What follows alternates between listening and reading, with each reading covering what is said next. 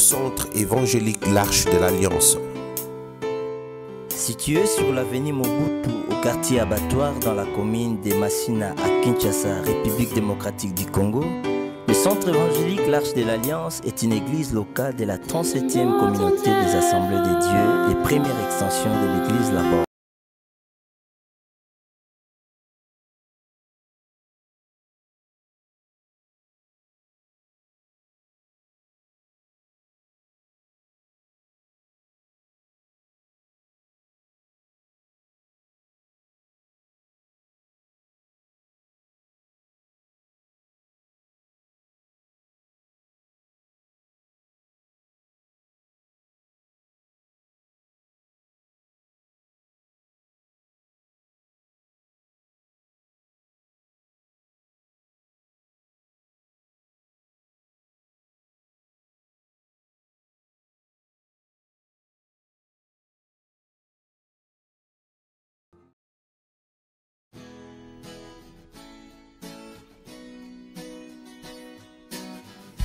Je crois en Jésus,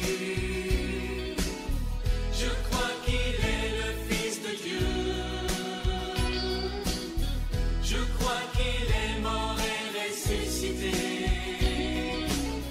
je crois qu'il a payé pour tout, et je crois qu'il est ici. En ce que lorsque nous étions pécheurs, Christ est mort sur la croix pour nos péchés. Sois béni et glorifié encore ce matin. Nous voulons te dire merci pour ce que tu fais dans notre vie. Nos vies sont dans ta main. Nul ne peut nous ravir dans ta main, ô Seigneur, car nous sommes cachés en Christ et en toi. Merci parce que tu nous entoures bien. Ni les flèches, ni aucune arme quelconque ne peut nous atteindre. La Bible dit, les enfants d'Israël, alors qu'ils sortaient de l'Égypte, ils étaient atteints, mais n'ont jamais éteints. Nous croyons, Seigneur, que lorsque le malin va courir au rythme des pharaons pour nous atteindre, il ne nous éteindra jamais.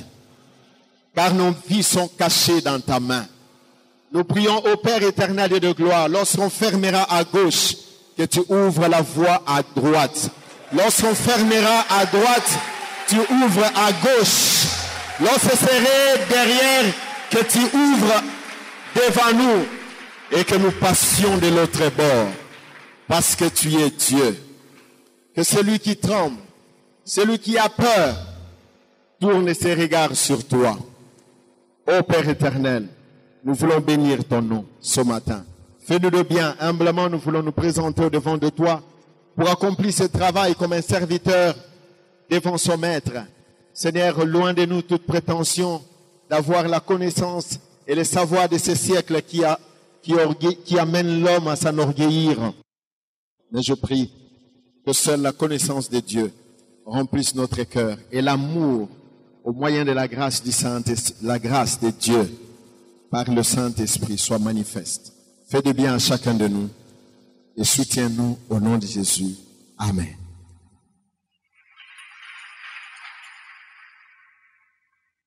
Que le Seigneur vous bénisse. Tout à l'heure, alors que nous étions assis là à côté, je sentais mon esprit menacé, très menacé. Et Dieu a voulu nous conduire. J'ai pris beaucoup de notes. Et quand je suis venu, je sens dans mon esprit que le Seigneur voudrait nous amener vers une autre direction. Les bien-aimés, les médias vont nous suivre plutôt que de suivre les notes que nous avons données. Nombre au chapitre 21. Nous lirons à partir du verset 7.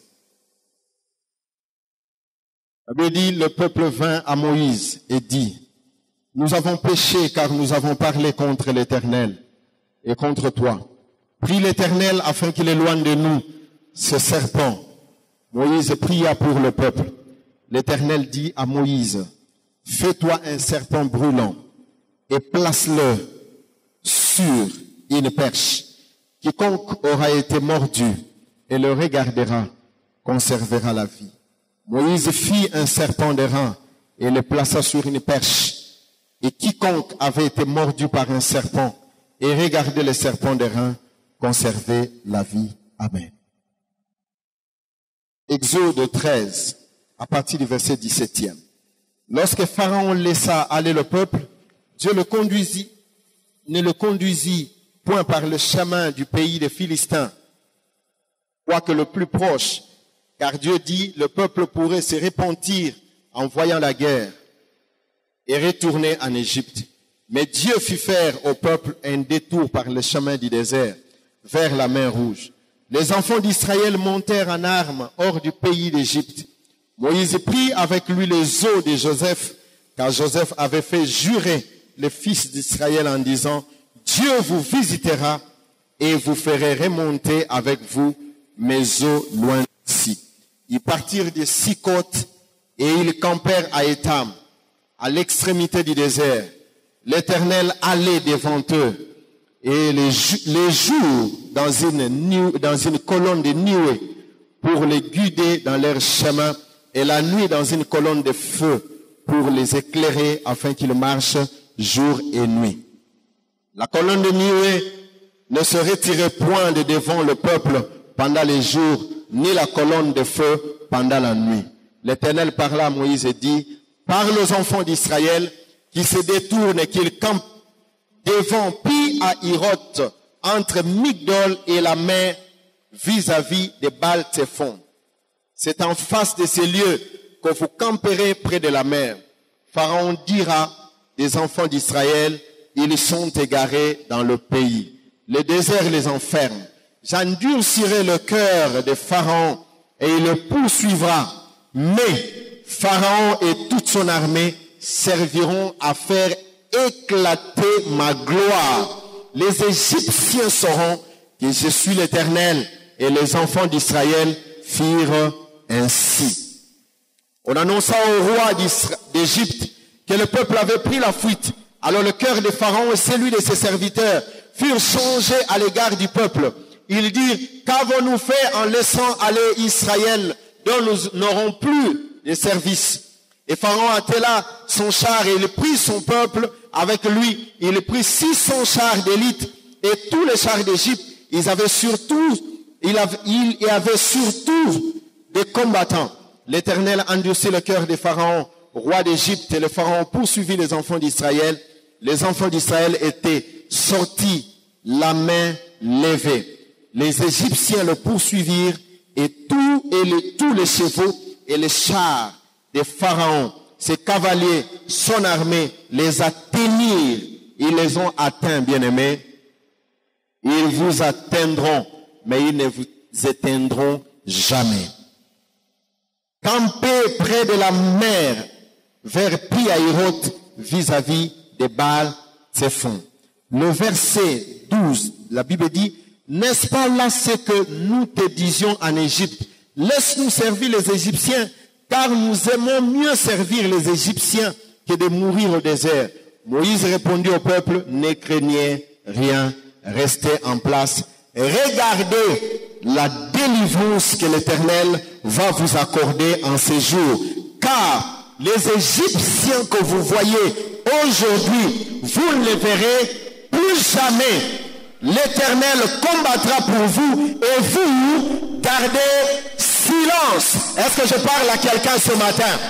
Laissez-moi vous dire, les Égyptiens que vous voyez, vous ne les verrez plus jamais. Si cette parole concerne quelqu'un ce matin, il va dire un grand amen au Seigneur et accéder au profit de cela.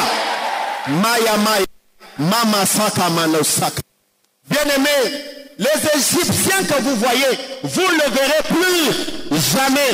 L'Éternel dit à Moïse, pourquoi s'écrit, parle aux enfants d'Israël qu'ils marchent. Ce matin, le Seigneur dit, gardez silence. Tout ce qu'il faut faire, il faut marcher. Est-ce que je parle à quelqu'un ce matin? Il faut simplement marcher. Pourquoi s'écrit, parle aux enfants d'Israël qu'ils marchent. Toi, lève ta verge étend la main sur la mer, fend-la. Et les enfants d'Israël entreront au milieu de la mer à sec. Moi, je vais endurcir le cœur des Égyptiens pour qu'ils entrent après eux. Et Pharaon et toute son armée, ses chars, ses cavaliers feront éclater ma gloire. Les Égyptiens sauront que je suis l'Éternel quand Pharaon, ses chars, ses cavaliers auront fait éclater ma gloire. L'ange de Dieu qui allait devant Israël partit à la derrière eux. Bien-aimés, il y a des moments où quand c'est dur, la position, Dieu change de position en votre faveur. La Bible, la colonne de nuée qui le précédait, partit et s'était derrière eux. Et comment il s'est positionné? Elle se plaça entre les camps des Égyptiens et les camps d'Israël. La Bible dit, vous verrez de nouveau la différence entre celui qui sert Dieu et celui qui ne le sert point. Car mon peuple ne sera plus jamais dans la confusion. Le Seigneur est au point de changer une histoire. Le Seigneur est au point de changer quelque chose dans la vie de quelqu'un, de changer quelque chose dans la famille de quelqu'un, de changer quelque chose dans notre nation, de changer quelque chose dans son église, de changer quelque chose dans le monde entier. Et il change de position. Est-ce que je parle à quelqu'un ce matin? La Bible dit, il se plaça entre les camps des Égyptiens et les camps d'Israël. Laissez-moi dire, le Seigneur se placera entre vous et vos ennemis qui cherchent à vous atteindre et ils ne vous éteindront jamais, car le Seigneur lui-même sera entre vous et les ennemis. Et écoutez ce que la Bible dit. Qu'est-ce qu'il faisait en étant entre les deux? La Bible dit, cette nuée était ténébreuse d'un côté et de l'autre elle éclairait la nuit. Bien-aimés, même dans le noir, le Seigneur laissera vos ennemis dans le noir et il éclairera votre voie pour que vous ayez la possibilité de continuer votre marche. Mais dans le temps de l'ennemi, il créera la confusion car il est Dieu. Écoutez-moi très bien. Ce matin, il est question de savoir où est-ce qu'on regarde. Moïse a dit, regardez la délivrance. Où regardes-tu? Où regardes-tu ce matin? Là, nous avons lu dans Nombre au chapitre 21. La Bible nous parle du peuple qui, bien que sorti de l'Égypte, à un moment donné, il était contre Dieu. Et Dieu a permis qu'il y ait des serpents brûlants qui commençaient à mordre le peuple. Le peuple retournait à Dieu. Lorsque le peuple revenait à Dieu, Dieu demande à Moïse de lever cette fois-là les serpents des reins. Et il dit, tout celui, même s'il arrivait à être mordu par le serpent vif, s'il tournait ses regards vers le serpent des reins, et la Bible dit de la même manière que Moïse a élevé le serpent des reins dans le désert, ainsi le Fils de l'homme aussi sera élevé, car le serpent des reins, c'est l'image de Jésus-Christ. Bien-aimé, celui qui aura le regard sur Jésus conservera la vie. Quel que soit ce qui pourra arriver tout autour de lui, il conservera la vie. Et c'est cela la vérité. Bien-aimé, la réalité était que les serpents brûlants étaient là, en train de mordre le peuple. Tout celui qui était mordu tombait mort. Mais Dieu a établi un nouveau principe. Il dit ici, il y a un principe de vie qui consiste à regarder à ce qui paraît être artificiel et oublier la réalité qu'on a sur sol. Car c'est dans ce qui est artificiel que Dieu a caché la vérité et dans ce qui est vif, il a laissé la réalité. Mais laissez-moi dire à quelqu'un, la vérité prend la forme abstraite. Mais lorsque vous croyez en elle, vous vivez en elle, elle finit par prendre le corps et il devient une réalité dans votre vie. Les choses auxquelles vous faites face aujourd'hui, bien aimé, le lendemain, vous ne le verrez plus jamais. Tout dépend de là où vous êtes en train de regarder. Lorsque le peuple est sorti de l'Égypte, ils ont commencé par camper à Sikot. De Sikot, ils sont partis à Étam. Et la troisième station, c'était un endroit qui semblait être très compliqué, qui s'appelait Pi à Hiroth. Alors qu'ils sont sortis, Ils partaient. Pharaon les a libérés. Ils avaient dans leur cœur déjà le sentiment qu'ils sont totalement libérés. Ils pouvaient partir à leur aise, tout doucement. Mais voilà, Dieu dit, il va toucher encore le cœur des pharaons pour qu'ils se mettent en route pour suivre le peuple. Pourquoi? Il le faisait pour un but. Et le but de Dieu, c'était faire éclater sa gloire. Bien aimé, j'aimerais dire à quelqu'un, Dieu court le but de faire éclater sa gloire au travers de vous. Il veut faire éclater sa gloire au travers de votre famille. Il veut faire éclater sa gloire au travers de notre nation. Il veut faire éclater sa gloire au travers de l'église. C'est ce que Dieu veut faire. Il va toucher le cœur des pharaons. Il va endurcir encore son cœur pour suivre le peuple. Et il commençait à poursuivre le peuple. Et la Bible dit, le peuple qui avançait, arriva à un moment donné, Dieu lui dit, tu vas faire demi-tour. Bien aimé, Dieu a des stratégies extraordinaires. Lorsque vous considérez les stratégies classiques, des combats classiques et normaux, quand vous les regardez, vous trouvez que ça paraît être contrastant et ça paraît être inimaginable, c'est des choses invivables. Là où les gens comptent à aller loin, Dieu leur demande de faire un demi-tour. Et lorsqu'ils font le demi-tour, derrière eux, il y a Pharaon. Et il leur dit, venez vous ajuster.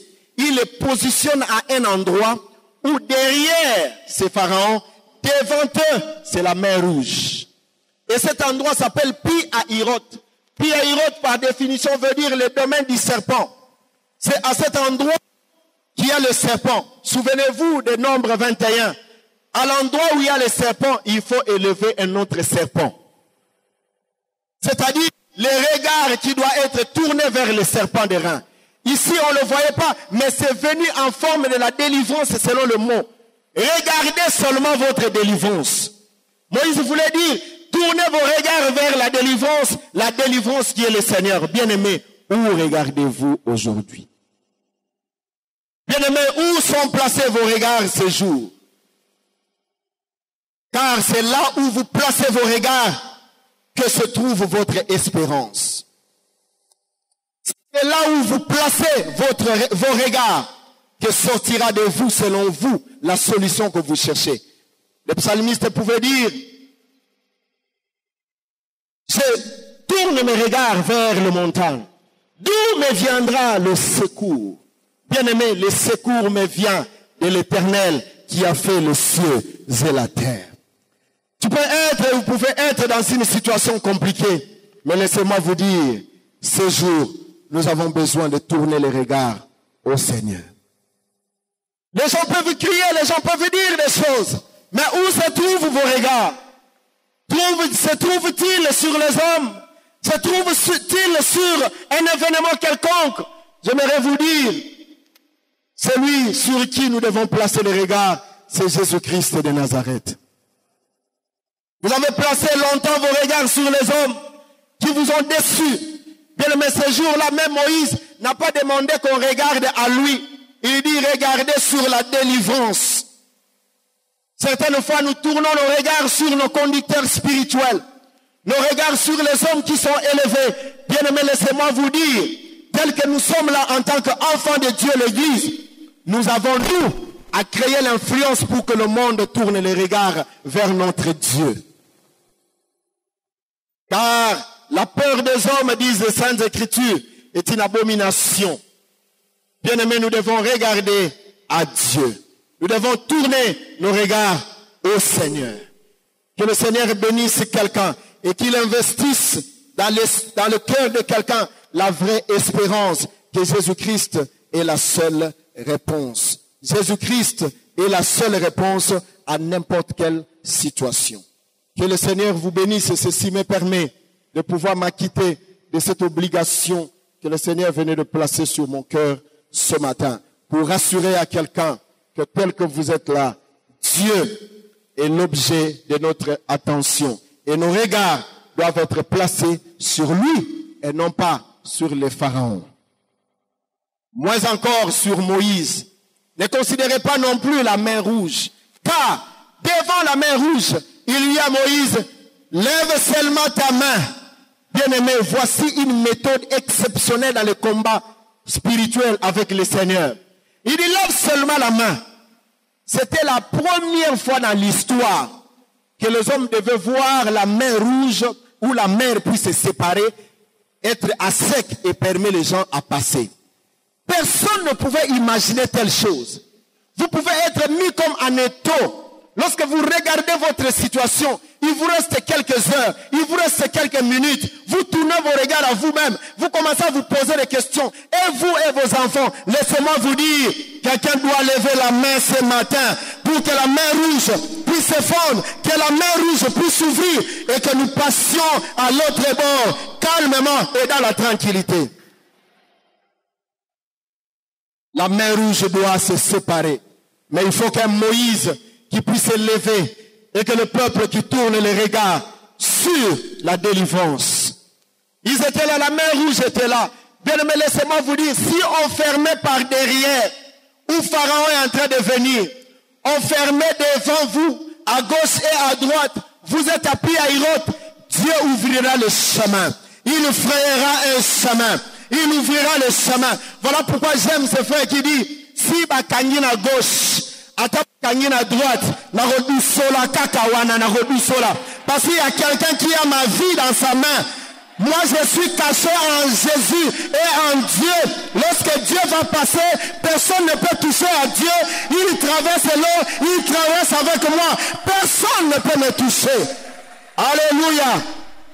Car il dit, nous sommes comme prunelle de ses yeux. Oh mon Dieu, mon roi. Dieu a nos vies dans sa main et nul ne peut toucher à notre vie sans toucher à Dieu. Et s'il touche à Dieu, il répondra de son acte, il répondra de son action. Car notre Dieu est le serpent de rein qui a été élevé dans le désert. Celui à qui tout le regard devait être tourné pour conserver la vie. Bien-aimés, voulez-vous conserver la vie? Alors, regarde sur le serpent de rein.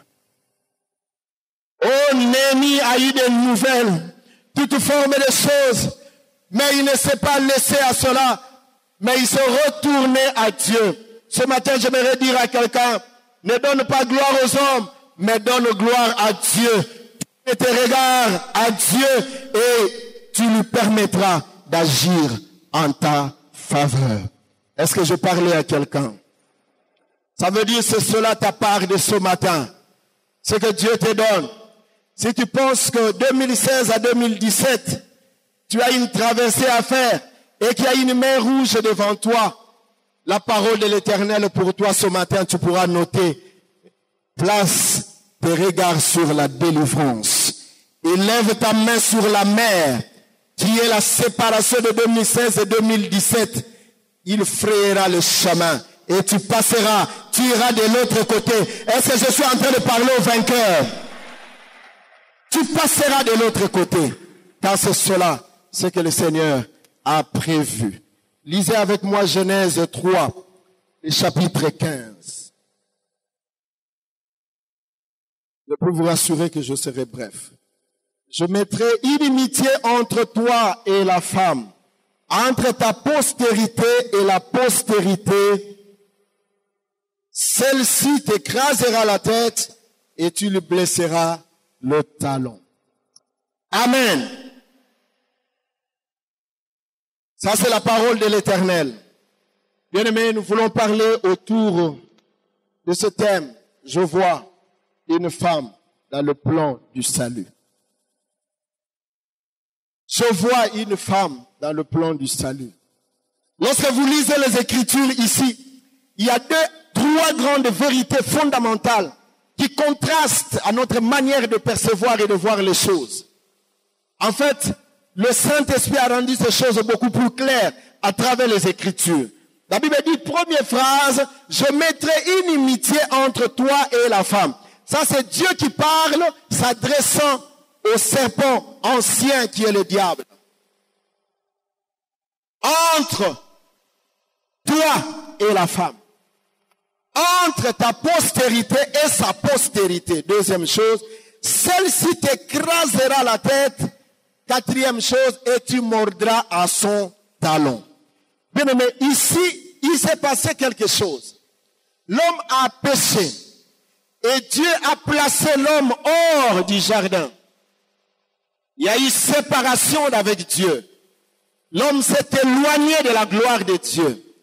Et lorsque Dieu veut régler cette question, il s'est mis en action du côté de l'homme 2 personnes, homme et femme.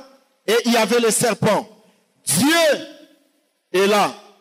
Mais lorsque le péché est rentré, quand Dieu commence à parler, vous allez sentir dans cette expression, Dieu exclut totalement l'homme. L'homme n'est pas cité dans cette portion-là. C'est la femme qui est vue dans cette histoire. Et ce passage biblique, à lui seul renferme la révélation de Dieu en ce qui concerne le plan du salut. Et le plan du salut de Dieu, bien-aimé, n'a pas commencé à ce moment-là. Quand vous lisez 1 Pierre 1, le verset 18, la Bible dit ceci, ce n'est pas par des choses périssables, l'or et l'argent que nous avons été rachetés de notre vaine manière de vivre que nous avons hérité de nos pères, mais par le sang de l'agneau, sans tache, qui a été préparé avant la fondation du monde. Ça veut dire ceci, que le plan du salut, ce n'est pas un plan que Dieu a dégagé lorsque le péché est rentré. C'est un plan qui existait depuis. Mais ici, Dieu est en train d'en donner la révélation. Il informe ce qui va devoir arriver. Et ce seul passage biblique va déterminer tout le reste de l'histoire de la Bible. Il parle, par exemple, il dit, je mettrai une inimitié entre toi et la femme. Bien aimé, ça veut dire que la femme a en réalité dans la pensée de Dieu une place de grande importance. Pourquoi? La chute est venue en s'introduisant, comme nous le dit apôtre Paul, par la femme. C'est aussi par la femme que Dieu vient une histoire de restauration. Et c'est pour cela que vous allez voir plusieurs fois dans la Bible, Dieu a utilisé la femme. Pourquoi Dieu devait-il utiliser la femme dans cette situation? Parce qu'en réalité, il fallait que le sauveur qui existait déjà, qui devait venir, naisse. Et pour naître, Dieu avait prévu le moyen le plus excellent, la femme. Parce que n'oubliez pas, il y a à peu près 4 types d'existence lorsque vous lisez la Bible. Le premier type d'existence, c'est Adam. D'abord Adam, Dieu l'a formé directement adulte. Directement à partir de la poussière. Deuxièmement, il prend, deuxième type d'existence, Ève sort d'une côte, sort de l'os de l'homme, sort. Deuxième type d'existence. Troisième type d'existence, c'est l'existence de l'homme qui est né de la relation d'un homme et d'une femme, tel que vous et moi. Quatrième type d'existence, c'est la naissance de Jésus-Christ qui n'a pas nécessité qu'il y ait contact entre un homme et une femme. Mais c'est par la femme, en vertu de l'Esprit de Dieu, la femme a porté la sémence et a donné naissance au Messie, l'agneau. L'objet du salut, l'acteur principal du salut, Jésus-Christ. Et c'est ce que Dieu est en train de révéler. Pourquoi? Parce que lorsque Dieu dit, je mettrai une inimitié entre toi et la femme, entre ta postérité et sa postérité, la femme, biologiquement parlant, ne porte pas de sémence. Parce que lorsqu'on utilise le mot postérité, ça veut dire sémence. La femme n'utilise pas, n'a pas de sémence. C'est l'homme. Mais lorsque Dieu en parle ici, c'était juste pour donner l'exclusivité de travailler avec la femme pour faire venir le Messie sur terre. Et voilà, pour aller dans le même sens que cette parole, dans Matthieu au chapitre 1er, le verset 16, alors que la Bible est en train de parler de la généalogie de Christ, on arrive au verset 16. Partout on emploie le verbe engendrer. Engendrer qui veut dire naître d'eux, issu ou sorti de tel. On arrive au verset 16.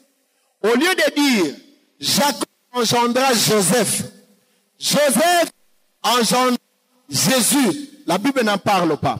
La Bible dit, Jacob engendra Joseph, de Joseph, l'époux de Marie, de laquelle est né Jésus. C'était juste pour montrer que la naissance de Christ, ce n'est pas une naissance classique comme vous et moi, c'est une naissance par l'Esprit pour corroborer cette parole qui dit la purité de la femme. Sinon, il allait impliquer Adam dans cela. Juste pour vous dire que Dieu accorde une importance capitale dans la vie de la femme. Et la femme doit comprendre cela. Et si la femme, aussi longtemps que la femme ne comprendra jamais cela, bien aimé, la femme restera comme quelqu'un d'esclave. Et n'ira jamais loin. Bien aimé, à travers toutes les Écritures, Dieu a démontré la nécessité de la femme et a démontré la valeur de la femme. Et donc, Christ devait naître par la femme. Ésaïe ne s'est pas réservé d'en dire grand-chose. Dans Ésaïe au chapitre 7, le verset 14, il est en train de dire, une jeune fille sera enceinte. Jeune sœur. C'est pour cela que vous allez voir en Israël jusqu'à aujourd'hui, comme il n'avait jamais compris la prophétie, les jeunes filles s'apprêtent, elles pensant que Jésus-Christ naîtrait encore et naîtrait par l'une d'elles. Et depuis ce temps, les jeunes filles en Israël se gardent vierges, pensant que c'est par moi, parce qu'elles n'ont pas compris, ou du moins Israël dans son ensemble, le sang de la venue de Jésus-Christ sur cette terre. Elles s'apprêtent à cela pour que Christ vienne. Bien aimé, ça veut dire, nous avons une autre façon, nous, les jeunes sœurs, les grandes sœurs d'aujourd'hui, d'étendre Christ naître. C'est spirituellement dans notre vie que le Seigneur va devoir germer pour que le monde entier reçoive le salut de Jésus-Christ. Nous devons être conscients de ces choses. Femmes, grandes sœurs, que vous êtes ici, ne vous méprisez jamais, car Dieu vous donne et accorde une grande importance à votre être. Ne vous sous-estimez jamais. À travers la Bible, vous allez voir plusieurs réalisations de femmes. Lorsque le peuple était tremblotant devant Sisera, une dame est sortie, Déborah. C'est elle qui a mis fin à ce grand homme, à ce général, c'était une femme. Lisez dans la Bible, vous allez voir plusieurs références de femmes qui se sont levées. Bien aimé, il y a un problème. Les prophètes ne nous ont pas dit certaines choses. Que Moïse a dit ceci. L'Éternel, votre Dieu, vous suscitera un grand prophète comme moi. Et la Bible dit, lorsqu'il disait cela, il parlait de Jésus-Christ. Mais lui, lorsqu'il fouillait la menace de Pharaon, il est arrivé dans le désert de Madian. Quand vous lisez dans Exode chapitre 2, il arrive, il trouva le tout premier endroit qu'il a trouvé, c'était un puits. Et à ce puits-là, il y avait les bergers qui venaient chercher de l'eau. Chaque fois les bergers venaient, mais il y avait aussi les filles du sacrificateur de Madian qui venaient là-bas trop pour chercher de l'eau. Et chaque fois qu'ils y allaient, les hommes qui venaient les chasser. C'est un peu comme aujourd'hui, cette marginalisation à outrance, déséquilibrée de la femme, déconsidérant l'action de la femme, déconsidérant le ministère féminin, le ministère de la femme, déconsidérant l'entrepreneuriat de la femme. Bien aimé, Moïse, la Bible dit ces jours-là, il a menacé le berger et il a donné place aux bergères de puiser de l'eau pour aller donner à leur troupeau. Jeunes femmes, vous qui êtes ici, j'aimerais vous dire, si Jésus, Moïse était le modèle de Jésus-Christ, Jésus aussi est venu par le Saint-Esprit libérer la femme de cette marginalisation à outrance pour que tu rentres dans l'action. Est-ce que je parle à une femme ce matin, en cet endroit? Nous devons comprendre ces choses. Point de question de déséquilibrer les Écritures. C'est la pensée de Dieu, c'est la parole de Dieu. Eh bien, pour que le Messie naisse, vous allez remarquer que Dieu va utiliser une femme. Mais qu'est-ce qui devait naître? C'est un agneau. Et Dieu va prendre la femme, l'amener à se comporter vraiment à la manière d'une bête pour qu'il aille donner naissance à Christ qui était l'agneau dans une étable. La femme qui a pris cette position d'humiliation, bien aimé, la femme a besoin de cela pour maintenir l'équilibre que Dieu a établi dans le plan du salut. Voilà pourquoi l'apôtre Paul recommande à plus d'une fois à la femme de se soumettre. Et Dieu a utilisé la femme aussi pour la procréation. Il a utilisé la femme pour dévoiler le mystère du mariage de Christ à l'Église. Bien aimé, si l'homme ne pouvait pas se marier à la femme, on ne saurait pas exactement la pensée de Dieu sur l'Église et Christ. C'est l'apôtre qui en parle. Il lui dit, ceci est un mystère. Ce mystère porte sur le mariage de Christ avec l'Église. Et cela se voit révélé dans la relation de l'homme et la femme. Donc, ni était la femme qui pouvait se marier à l'homme, on ne pouvait pas avoir la révélation de ce mariage de Christ avec l'Église. C'est les Écritures.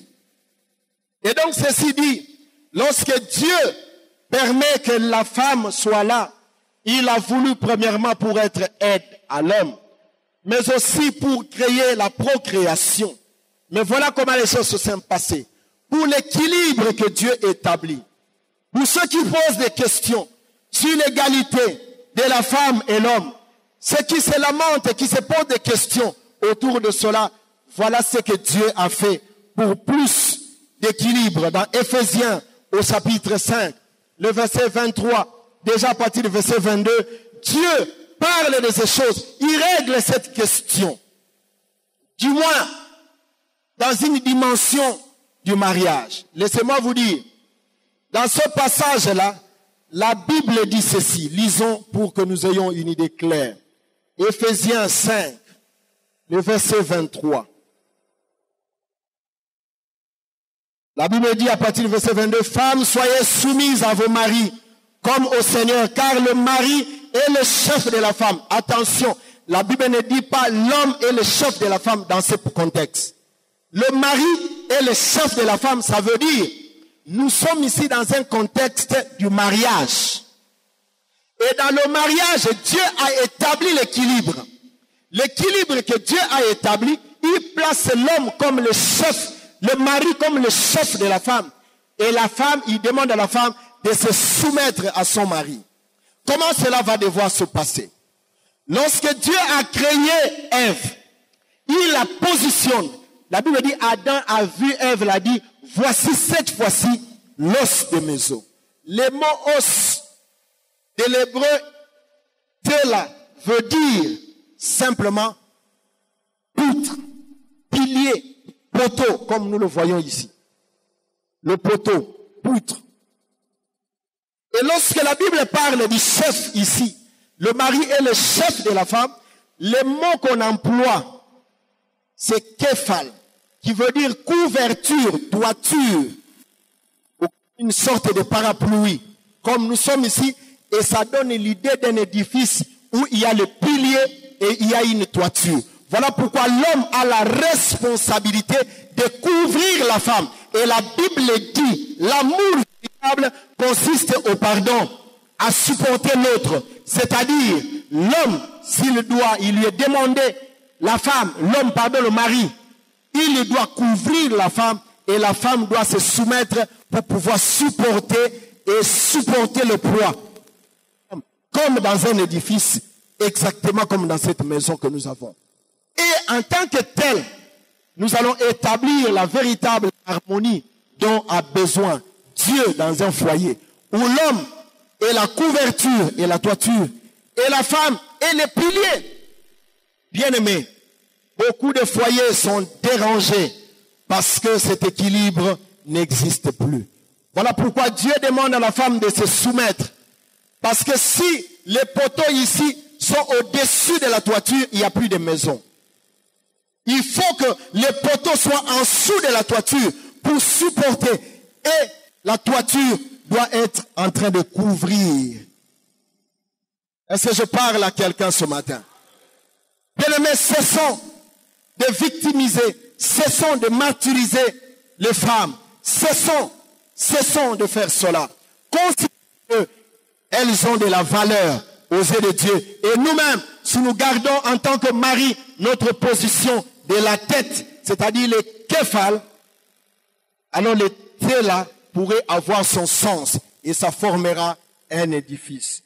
L'homme, toiture, et la femme, pilier. Et la femme doit jouer son rôle de pilier dans la maison. Doit jouer son rôle de pilier dans le foyer. Il ne doit pas être là parce que si vous êtes pilier, vous êtes vacillant, vous ferez tomber la toiture. Voilà pourquoi il vous est demandé d'être en dessous et vous soumettre. Et c'est cela le mystère qui montre que l'Église devra être soumise à Christ, qui est la tête, qui est le chef, qui est le képhal, qui est la couverture. Et cela doit être bien clair. Bien-aimés, quand est-ce que nous parlons de l'égalité de la femme avec l'homme? Bien-aimés, en matière de foi, dans Galates 3, le verset 28, l'apôtre dit clairement, maintenant, Galates 3, verset 28, écoutez ce que la Bible dit. Il n'y a plus ni juif ni grec, il n'y a plus ni esclave ni libre, il n'y a plus ni homme ni femme, car tous vous êtes un en Jésus-Christ. Amen. En matière de foi, vous ne pouvez pas dire, moi je suis homme, en matière de foi, je suis plus que la femme. Ça n'existe pas. Nous sommes un en matière de foi. Égalité en matière de foi.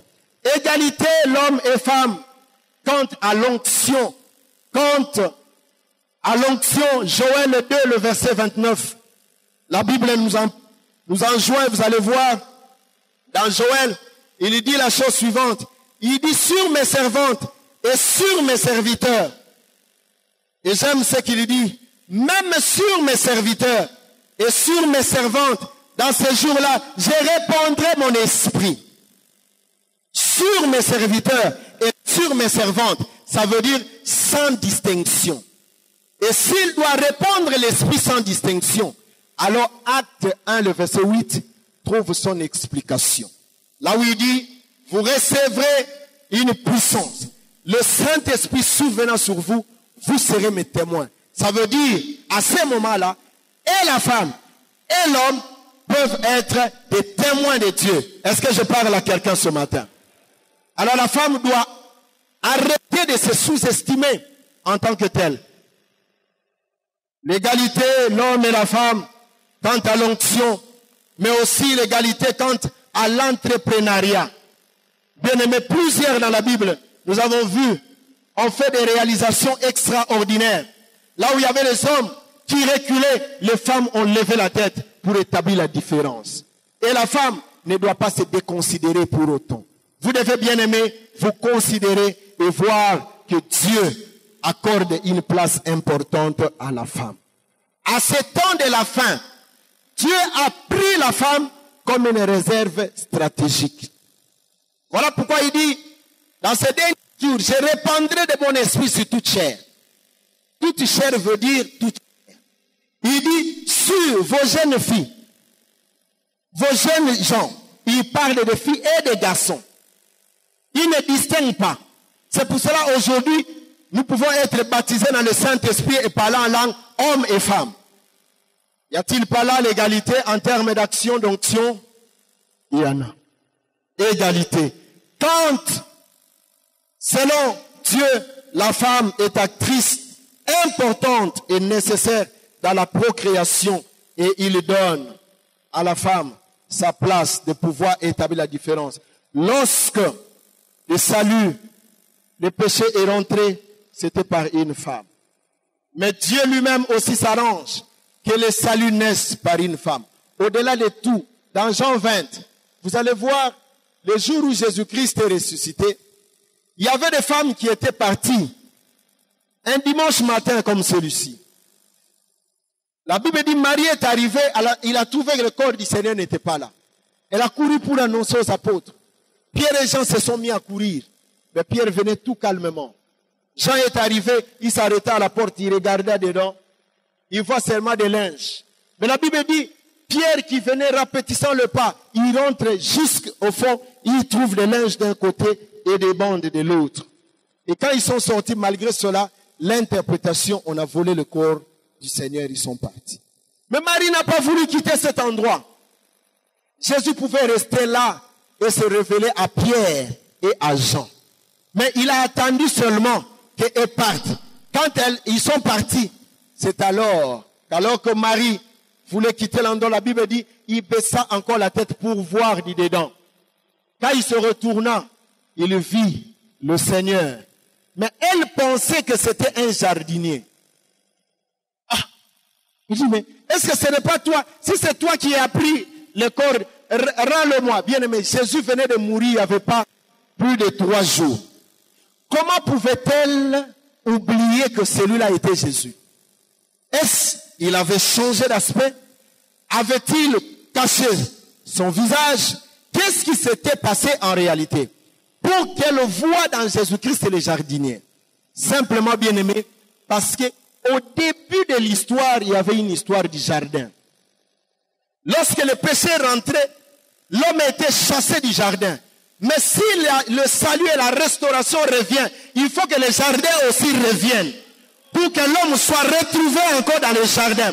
Voilà, maintenant il va voir celui qui avait créé le jardin revenir encore comme jardinier.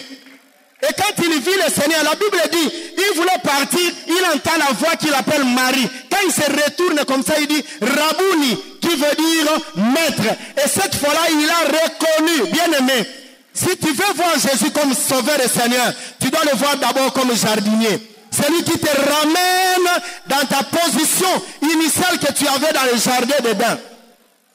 Est-ce que je parle à quelqu'un? Est-ce que je parle à une femme ce matin? Il y a une histoire de jardin qui est renée dans le cœur d'une femme ce matin. Et c'est ce jour-là que cette femme a pris le courage de se lever pour aller dire aux autres. Alléluia. Il dit, ne me touche pas. Va dire à mes frères de m'attendre là-bas. Alléluia. Et c'est la femme qui est allée annoncer cette bonne nouvelle aux autres disciples.